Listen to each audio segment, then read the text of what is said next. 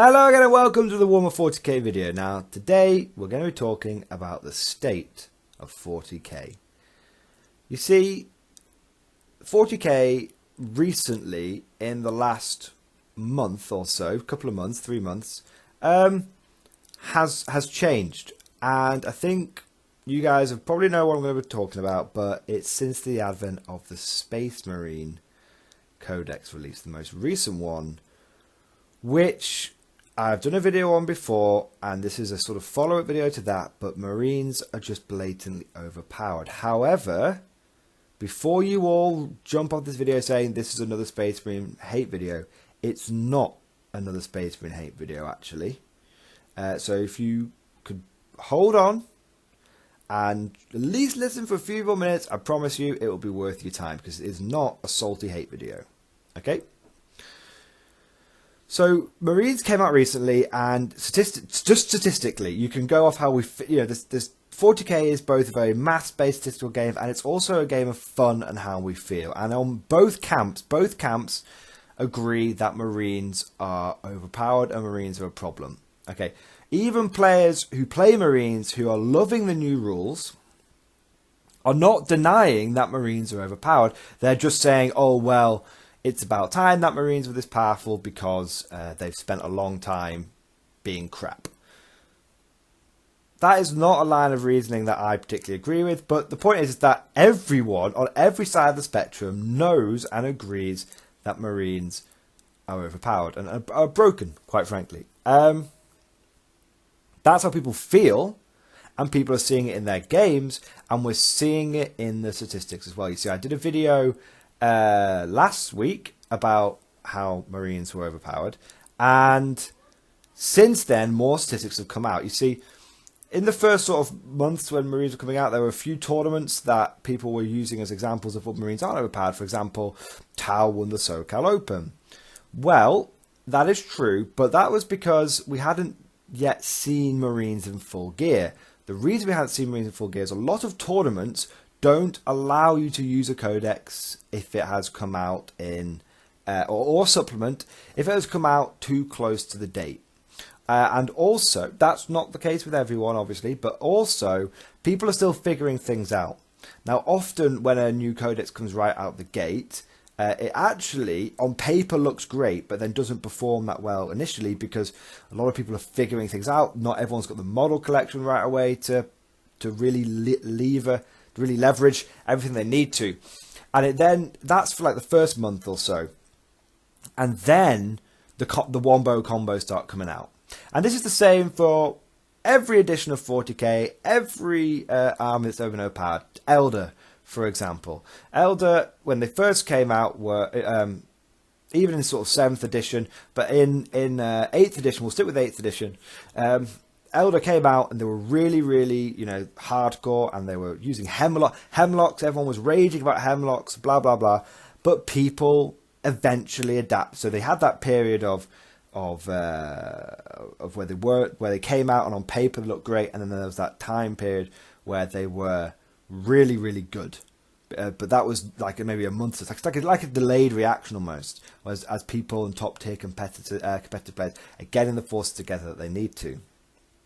And that's what we've seen with Marines.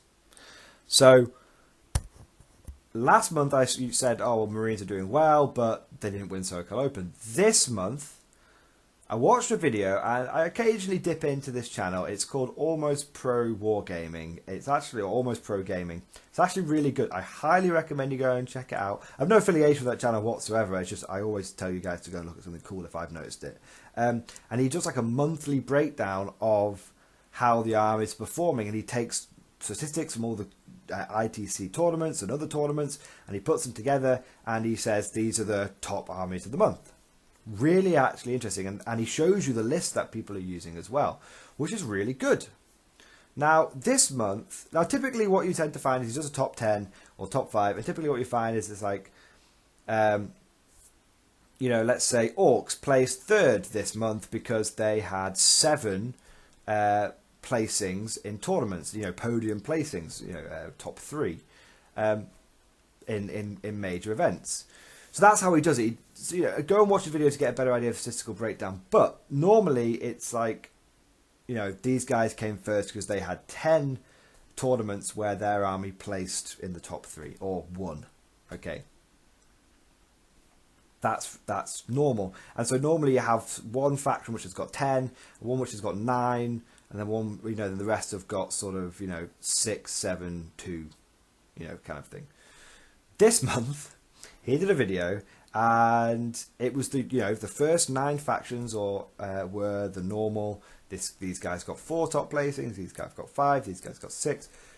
I think Guard were actually second this month, which is great, but most of the Guard lists were actually Imperial soup. There was only 2 that were pure Guard, one of which I'm actually interested in, but we'll do a video on that another time. And then he got to the first place, which predictably was Space Marines. Now bear in mind, Guard had something like 7 or 6 top placings this month. Bear that in mind. And that was typical for a second place position. Marines had 33.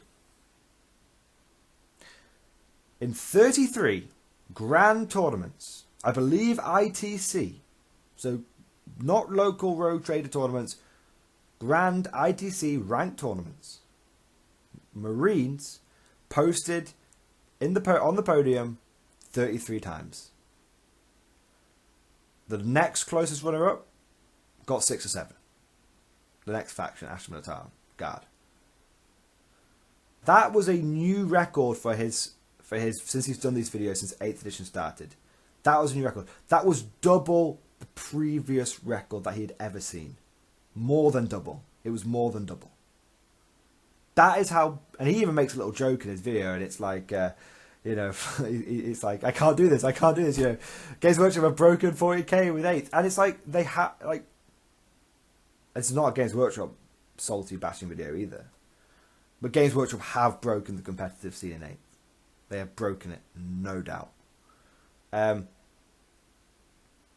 Marines, and it's just more evidence that Marines are overpowered. And the problem is, if you've only joined as an 8th edition, then you'll think, oh, this will blow over. The problem is, unfortunately, that this happens all the time. And the problem is that 8th edition, in the space of 2.5, 3 years, has fallen. And what I'm reminded of is, you either die a hero or you live long enough to see yourself become the villain. And that's what's happened with 8th edition. Okay. Because this is what's happening now. It's like deja vu. This is 6th, this is 7th edition. All over again, especially 7th edition. This is what 7th edition was like, and the next codex that came out the month after that was broken and bullshit. Now, even if there isn't power creep, there was always a faction in every edition that was just light years ahead. Sometimes there was 2 or 3, but they were light years ahead of everyone else. And if you did not collect those factions, you may well have not have played 40k competitively. Now there's loads of counter arguments like, oh well, 40k isn't for competitive play, blah blah blah blah. Those counter arguments don't really hold up anymore, considering Games Workshop is balancing 40k around competitive play. They actively acknowledge that. They work with the frontline gaming team. At the very least, they did at the beginning of 8th edition. And they said they want to create a balanced game. They acknowledged that things had got fucky. They acknowledged that at the beginning of 8th edition. And it's taken them 3 years, 2 to 3 years, for the company, for the game, whatever it is, to end up right back where it was. Right back where it was. And I'll tell you when it started, guys, and I called this. And I don't like to sound big-headed or egotistical, but I called this back when Vigilus was released and there was formations. I said, this is the first step on the road to disappointment. And loads of people told me there's nothing to worry about. Don't worry about it. These formations are not the same as they once were, blah, blah. And we are right back here. A year later, I called it. Because the whole point, if you look, that Games Workshop has been releasing more and more overpowered bullshit since Vigilus. Vigilus was dipping their toe in the water. Can they get away with it? Does the consumer have a short memory? And unfortunately, a lot of consumers did. Because now, because Now, you might say that Games Workshop didn't release things and intend for them to be overpowered and broken. This is true. I wholeheartedly do not believe there is some little gremlin in the back of Games Workshop cackling madly and rolling around in a giant pile of money whilst doing the Mr. Burns excellent. I'm sure that's not the case. But the problem is when you add too much complexity to a game system, it becomes infinitely harder to balance. Every layer of complexity you add has a knock-on effect. It's like when you're doing, so when you make, if you ever work in, at my work, we have to be very careful about making a fundamental change to, I'm not going to go into detail, but to the way our business works, because we interact with a lot of other companies. A lot of companies are reliant upon us for our data. Now, if we make a fundamental change to our database because it's more convenient for us, the problem is that it has a knock-on effect, and it's harder to make changes the more parties that are involved.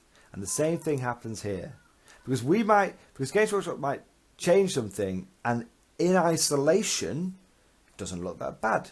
Formations in isolation don't look that bad, but it's not a fire and forget.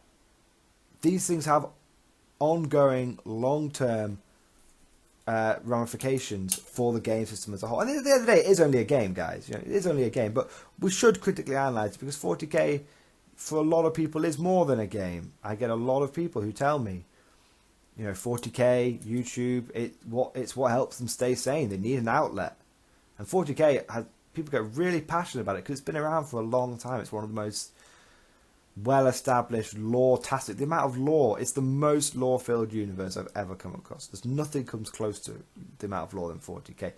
I'm sure there's going to be some people that type down in the comments below telling me I'm wrong. If you've got some good lore universes you want me to check out, you put them down in the comments and I will check them out, because I love reading about sci-fi lore and lore in general.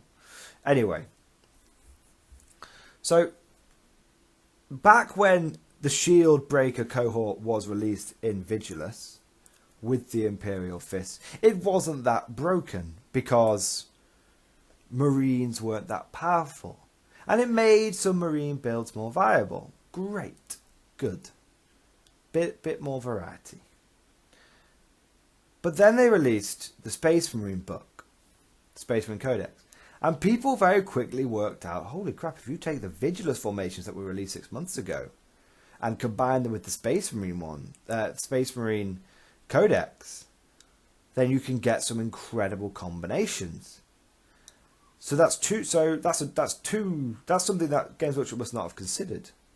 And then Games Workshop said, well, we're going to release the supplements, and that's another layer of complexity, because the amount of combos that you can create using, for example, the Shield Breaker cohort plus the Marine Codex plus the Imperial Fist supplement means that you have a unit, and it's only one unit, and it's Centurions. It's a unit that can kill a knight through mortal wounds before you even take into account the rest of the damage that it does. Because you've added 3 layers of complexity, therefore, and you've added stratagems back in. Well, not stratagems, you've added formations back in. Things which break and work outside the normal rules. Because you've added those in, you've now had an unintended cascade effect. It's a cascade. It's a good word, that's a cascade. Now,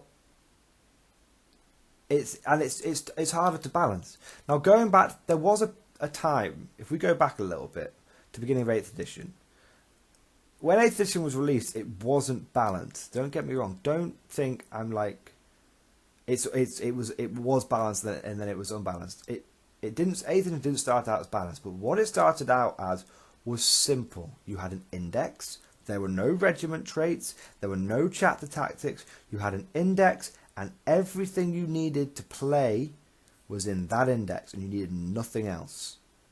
And every option was in the indexes, to the point that people are still using index options in their armies now. Okay?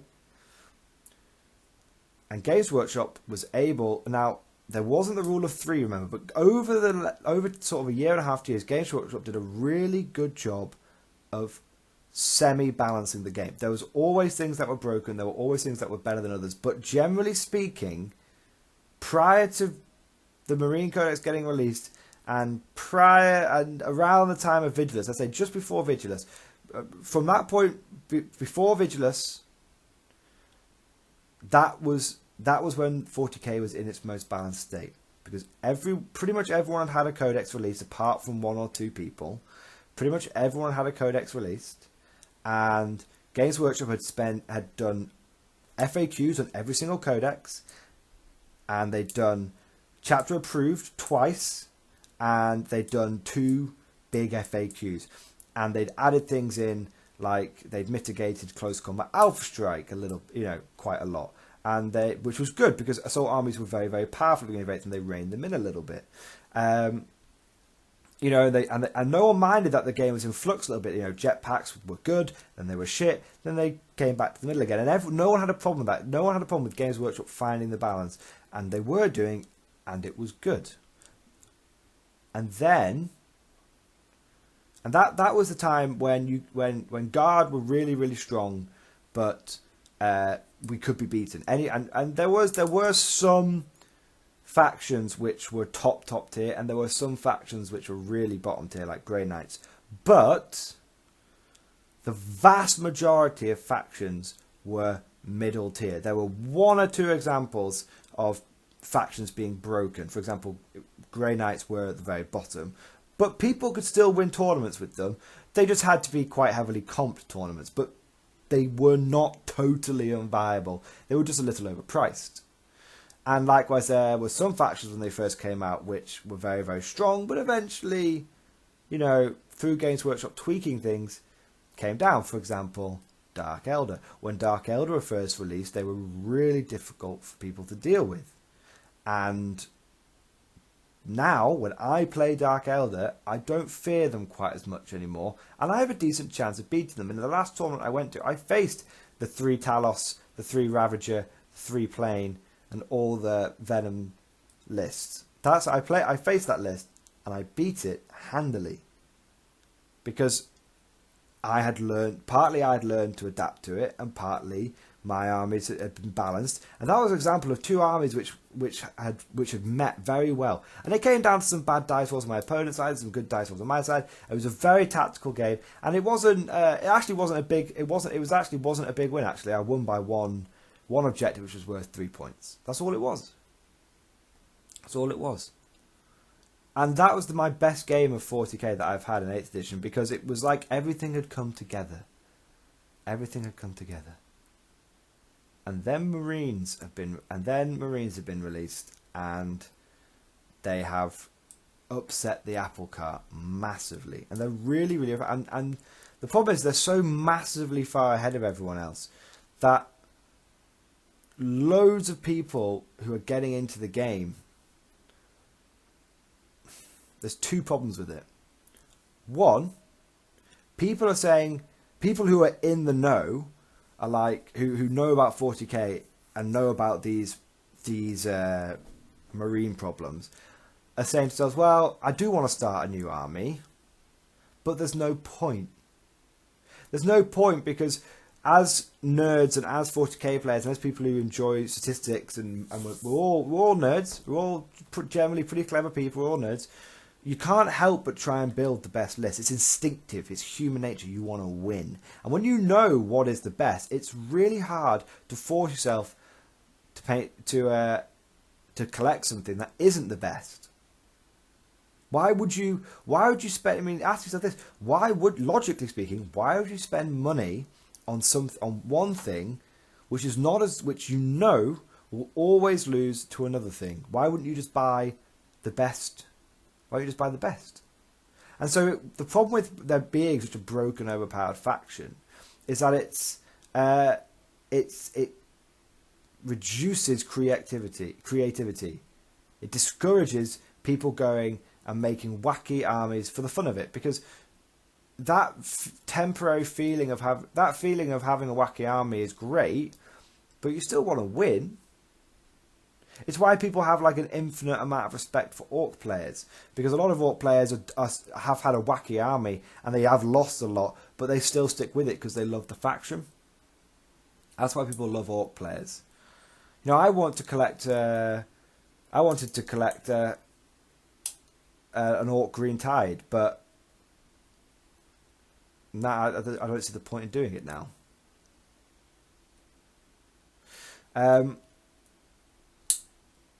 I probably still will, but I won't be buying them from Games Workshop more than likely. Not until Marines are fixed. So that's the one problem. The second problem is that was a bit of a semantic point. Just ignore that last bit. The second problem is that new players who come in, who don't collect Marines, will not stay with the hobby. Or are less likely to. They are less likely to. Because imagine you and your brother, for example, this is very common, siblings getting into 40k, there's an older brother, there's a younger brother. Imagine you get into, or your friend, you get into 40k at the same time, and you buy into the whole good guys versus bad guys, Marines versus Chaos. Imagine, that is such a common scenario. There's a reason why GW always likes to, in the last few starter sets, have had Chaos versus Imperium. Because it's good. One guy will always want to play the bad guys, and one guy will always want to play the good guys. It's just how friendships work. It's how siblings work. I know. If I was sort of getting into this hobby again from the beginning, and me and my brother were getting it together, I know that he'd want to play Death Guard more than likely, and I'd end up playing Marines, or vice versa. You just know that's how it works. That's why they have those big start collecting together sets. Now imagine that happening, and you're building, you're painting, and you're discussing models, and you're like, yeah, guess what? It's so cool. My Plague Marines, they've got a 5+ invulnerable, 5+ feel no pain. That's like so cool. And the Marine guy's like, what else do they get? And you're like, well, that's it. They get the 5+ feel no pain. That's cool. And the Marine guy's like, oh well, I get a feel no pain too. You're like, what? You get a feel? Oh, I guess it's balanced then. Yeah, mine's 6-er, but I can boost it to 5-up. Oh, so we get the same thing. That's cool. Well, also all my vehicles don't really degrade very much. Ah, well, that's cool, but I guess I've got access to like the Chaos Gods and stuff. I've got magic, psychic powers. Well, I've got psychic powers too. In fact, I've got more. Oh. Also, I Overwatch on a 5+. Oh. Oh. You can see. So those two. But it doesn't matter. Let's have a game. It doesn't matter. And then they play. And the Chaos player gets beaten. It's like, oh well, look at the dice. So they play again. Maybe a few weeks later, and again, and again. And every single time the Chaos player gets beaten. You think that Chaos player is going to stick around? He's not. He's either going to buy into a new faction, like Marines. Maybe he might do, but then it's Marine versus Marine. That's boring, man. And he started 40k to play with the cool Chaos guys. Then it's good guys versus good guys. That's not fun. Then you have to use the old, oh, it's just a training exercise. That's not fun. And then you might say, oh, well, that's not necessary. And then the other thing is what happens if you have someone who lives in a relatively remote area or doesn't get to play that often, but they love the painting side of things. So they love reading the rules and everything, and they've read about Marines being strong, but people online is whining. So they build up their awesome Death Guard army, and then they go and play. They go and get a pickup game. The pickup game 9 times out of 10 is going to be against Marines because guess what? Either everyone's collecting, either loads of new people are getting into it with Marines because they're the starter faction, or everyone and their mums has a Marine army that they have just at the back of the cupboard. Everyone has Marine army they can just pull out of retirement because everyone has Marine army. Marines are 40k, and that guy's going to lose every game he comes across as well. Until eventually the whole, and that's the problem scenario. So it drives away, it reduces creativity because people aren't going to want to start a new faction if they're just going to lose, and it reduces long term. It reduces the number of people playing the hobby. Now you might say to yourself, "How do you know these things, Mordian Glory? How do you know it's going to happen?" Because, young neophyte, young conscript, I have seen it before, many times. This is not my first edition of 40k. I've been playing properly playing since 3rd edition. Okay, but not to go all the way back to 3rd edition, but using 6th edition and 7th edition, Games Workshop had to do a complete hard reset of the game mechanics, the game rules, and the fluff. Had to do a complete hard reset to save their company because of how bad things had got by the end of 7th edition. Because they'd had all those... Because this leads me on to my last point. Well, one of my last points. About this whole thing. Because people are saying Games Workshop's doing really, really well. And 8th edition's going really, really well. So, this isn't going to be the end of it. And a lot of people are defending the new Marines. A lot of Marine players are defending it, and they're loving the fact that their faction is powerful again. But let me speak to those players now. Okay? What you're feeling is a temporary euphoria. I felt it when I tried my Black Templars out this Tuesday, and I absolutely smashed my opponent. It was great. My army swept aside the opponent. I crushed him. It's a temporary euphoria. Oh yes, everything's so powerful. My army's amazing. But the problem is that what ends up happening is 2 things. 1, people won't want to play your Marines. They'll say, "Oh, I don't fancy your game." "Oh no, man. I'll use a toned down list." "Nah, I don't want to play Marines." And 2, that feeling of euphoria will go away, and you will be left with a feeling of boredom. Whilst I enjoyed the fact that my Black Templars were ripping my opponent limb from limb, it was not a fulfilling game. The best games of 40k are not the ones that you one-sidedly crush your opponent. The best games of 40k are back and forth, highs and lows. They're almost emotional, and the best games of 40k I have ever played have more often than not ended in a draw, because both sides fought each other tooth and nail, and it was balanced, and it was amazing. Those are the best games of 40k. The one-sided Slaughterfest, they become hollow. Yeah, you've got those whacker winner all. I don't want to use the term whacker. Whacker has negative connotations. You have competitive players who want to win no matter what. Yeah, sure, fine. But then again, when they go to tournaments, if Marines are the best, then everyone's just going to use Marines. Then it almost balance. If one faction's overpowered and everyone's just using one faction, congratulations, GW, you balanced the game, because people are only playing Marines. But it is a temporary feeling, and the problem is, the last thing to say on it is, the problem is that the Marines will become hated like Tau. To this day, people hate Tau. I hate Tau. I don't hate the players. Well, actually, I don't know what it is about the Tau faction. Tau just seems to attract dickheads. I don't know what it is about the faction, but whenever you hear a story about someone being a that guy, it's always bloody Tau. Anyway, I'm not going down that route. But Tau was so powerful and broken in 7th edition and 6th edition that even when they were nerfed into the ground at the beginning of 8th, people still hated them, people still hated Tau players, and people still got a kick out of crushing them. To this day, people who play Tau still get an absolute oh, well, it's your fault for being a bloody Tau player. Tau players get the worst.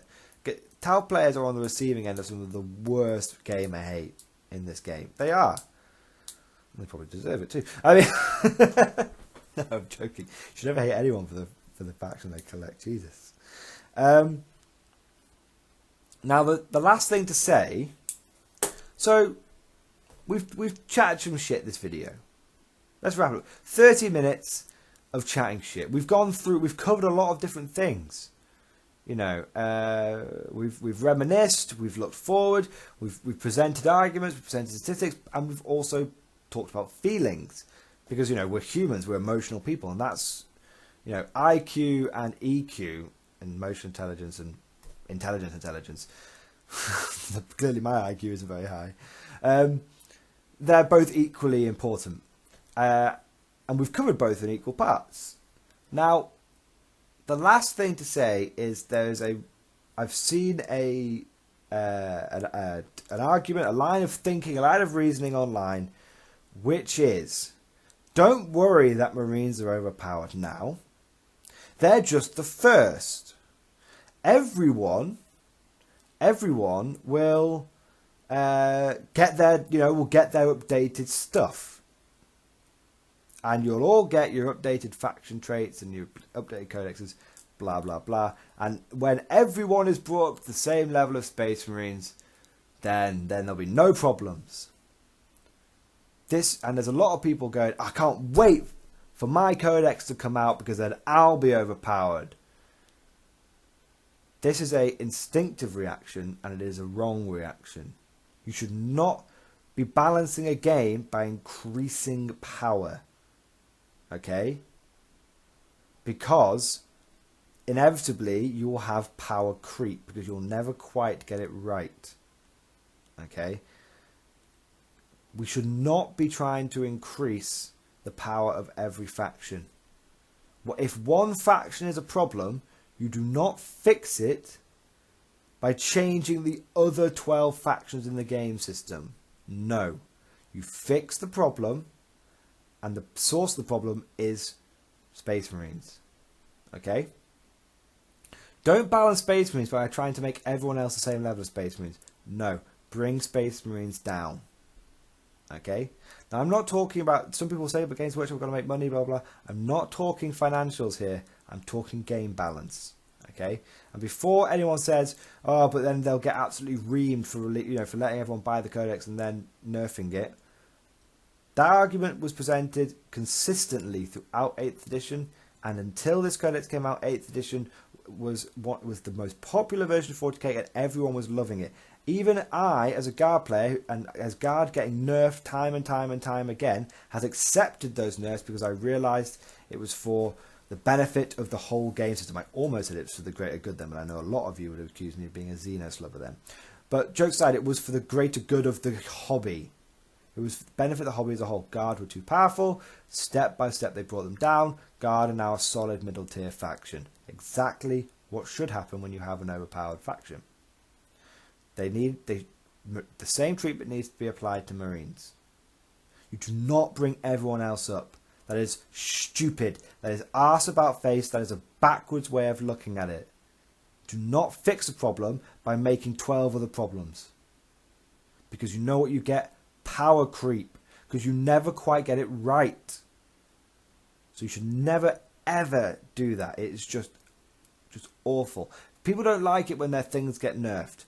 I didn't like it when Guard got nerfed. They did take things a little too far with conscripts. Everyone accepts this now. Okay? But it wasn't the end of the world. It wasn't the end of the world at all. And they should, and in the end, it actually was for the better. You guys would never, a year ago, you wouldn't have thought I would have said that. I would have been salty about the Garners, but I understand. I understand them, and I've accepted them now. And so has loads of other Guard players. We were too powerful. We've been brought to where we should be. That's good. We're still a very strong faction, but we're not unbeatable anymore. Great. All the little changes combined made Guard into a really good faction for people to play and to play against. I think they have Guard just right. I think they have Orcs just right. In fact, you know what? I think they have everyone just right. Even Eldar. Madness. Mordian Glory's not ripping Eldar apart. No, even Eldar. Yeah, they were pretty strong with the 9 flyer spam. Yeah, but that was Eldar soup. You know, mono faction. Everyone was just in line. We just got there. We're not there anymore. And that, yeah, so the backwards way of thinking everyone gets buffs. No, man, that's just wrong. There was something else I was going to say, but I've forgotten it now. But the problem is the game is too complicated. They've added too many things in. Remember at the beginning of 8th edition when they said you're only going to need the rule book and your codex. That's all you're going to need. That's not true anymore, is it? Do you want examples of how much more complex and how much harder the game has become to balance? You now have to have your rule book, your codex, your FAQ. That's not too bad. Your chapter approved. Oh, okay, yeah. Your Vigilus, 1 and maybe 2, and your Faith and Fury, and your supplement. So let's say you're a Marine player, you need your rule book, you need your codex, you need your Vigilus book for those formations, you need your supplement, and you need your chapter approved. So to play 1 Marine army, you need 5 books. Oh! Did I say Faith and Fury? Let's just go through that again. Codex, rulebook, codex, Vigilus, supplement, chapter approved, Faith and Fury. 6 books. If you want to play a mono faction Space Marine army, you now require 6 books. Now, could take chapter approved out of there because that's like points, values, and whatnot. If we're just talking about rules, you need your codex, your rule book, your Vigilus attachment, your supplement, and your Faith and Fury. So just for rules, you need 5 books now. And they're going to do that with everyone. That's just stupid. And that is the state of 8th. To sum it up, we are on a precipice. The game is at a crossroads. Okay, there's 2 paths that we could possibly take. That Games Workshop could possibly take. That 40k could possibly take. There's 2 paths. And the one path is we continue with the current trend, and by the end of next year, everyone's going to have 5 books for their faction. And the game is going to be impossible to balance. And hello, 7th, my old friend. Potentially, although I could be wrong. If everyone's overpowered, no one is. That is a possibility. But that's new territory. We don't know if that's what's going to work. And the history behind us has said that doesn't work. The other path is Marines get reined in. They get properly reined in, and the game goes back, and we get rid of specialist attachments, and we just go back to pre-Vigilus. That's probably, everyone has a codex but pre-Vigilus. That's the other path, and you just balance it around tweaks. That's an option too. From a game balance point of view, I recommend path number 2. For Games Workshop, I believe they'll take path number 1. And I'm not saying either path. I want you to be clear on the salt here, guys. I'm not saying one path is better than the other. I'm just saying they're the 2 routes. And I'm extremely confident that they'll go down route number 1. Because if they don't bring anything else out, if they just tweak things, then it's like they've almost completed 8th edition, isn't it? And they wouldn't have to have any new releases or anything like that, and then they wouldn't make any money. But that's not necessarily true, is it? Because 8th edition was doing great. So are they innovating for the sake of it? Maybe. But there you go, guys. There are some, the last thing, very, very last thing to say is there are some leaks going around at the moment about Chapter Approved, which is coming out December the 7th. And one of those leaks says that there is sweeping points decreases to Codex Space Marines. So there we go. No one knows if it's true or not, but that rumour is out there. And it's from a reliable source. So, let me know what you guys think. Put all your comments down below. Do you think 8th is in a good place? Is it a bad place? Do you think Marines need to be nerfed? Or does everyone else need to be brought up? Let me know what you think. It'd be nice to use this video as almost like a community survey. Hope you guys enjoyed the video. And of course, I'll see you guys next time.